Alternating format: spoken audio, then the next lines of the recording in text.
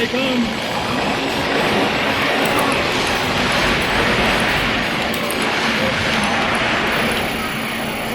Our friends at Sega sent me a new Sega Ages game to review. It's G-LOC, which stands for G-Force Loss of Consciousness. It's based on an arcade game from 1990 that Sega put out, a classic arcade experience. And this is the first time that the arcade game is available to play. The actual arcade game is available to play on a home machine. Now, it's not quite the same thing as sitting in a cockpit and rolling around like is simulated in this game. But I think M2, the people that did all of the handling of this port, did a fantastic job at giving you lots of different options to play the game. And I tried them all. I tried all of the different skins for the wallpapers and the backgrounds and the scan lines and all of the stuff. The thing that I settled on was the default setting, which puts you into a rocking chair inside of the cabinet as you're racing through the skies in this experimental aircraft, blasting at all kinds of enemies, trying to dodge everything and trying to live, because it's an incredibly challenging title.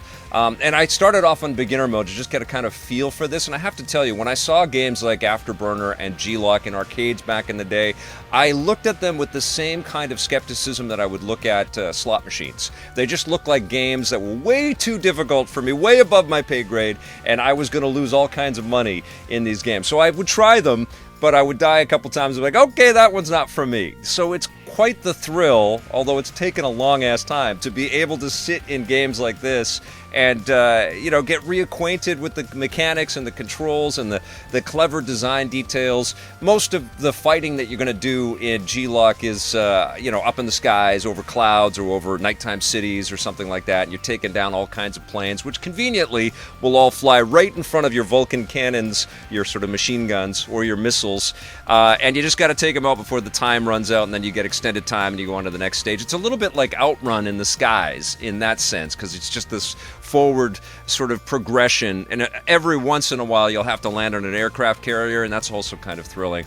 But I have to say, it brought back lots of waves of nostalgia and lots of moments in my memory of being in arcades and just being completely blown away by the visual representation of flying through 3D space that Sega was able to achieve with games like this, and to be able to play it at will, and to also creep through the difficulty settings and test out the medium level and the expert level. And what happens as you progress into these harder difficulty settings, not only are the enemies a little bit more challenging to deal with and a little more erratic in the skies, so you've got to be better with your targeting, but you've also got a lot more maneuverability with your craft. They kind of dumb it down in beginner mode, so you can't do all of the rolling and banking maneuvers that you can as you amp up. And of course, this isn't Ace Combat 7. This is a little bit creaky, and we've got a lot of scaling effects and stuff like that of 2D sort of art constructs coming at you to simulate the idea of 3D,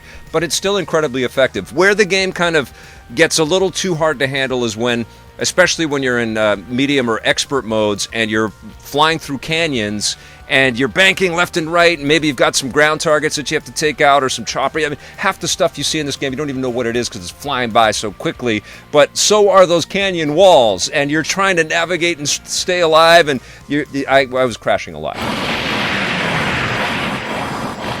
What happens with a crash is that it doesn't really take you out of the game as much as eat up a lot of those precious seconds that you need to get to the end of the stage, just like an Outrun. I was very impressed with this game, though. All the little speech sound effects and the music bits and the blast of the sounds, but most, I think, effectively is that sort of soft focus detail of us being inside of the simulated cabinet that's rocking back and forth, and it just is so transportive, and they've done such a wonderful job. Clearly, M2 and Sega and the Sega Ages team has got to reimagine a lot of their classic arcade experiences for a VR display. And, maybe put a Sega VR arcade together or something like that, where you can walk in and sit down and walk around all of these machines and put the headset on and just get completely lost in a 90s style arcade with all of their awesome arcade experiences. That would be amazing. There's also a Sega Ages mode in here, which just lets you get as far as you can as the difficulty ramps up. And of course, there's lots of different display options and wallpaper options. There's an online leaderboard for your progress as well. I even love the fact that you type it out on a typewriter. It's so cool. And I love all the little cutscenes. You know, like sometimes you'll see a little cutscene of your pilot parachuting after a crash. There's a celebration when you get past all of the stages, and you see it kind of like a River Raid map representation of how far you got.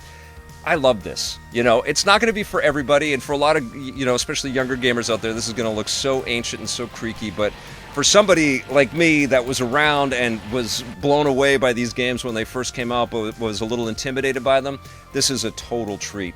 I think G-LOC is awesome. I'm going to give it an 8 out of 10.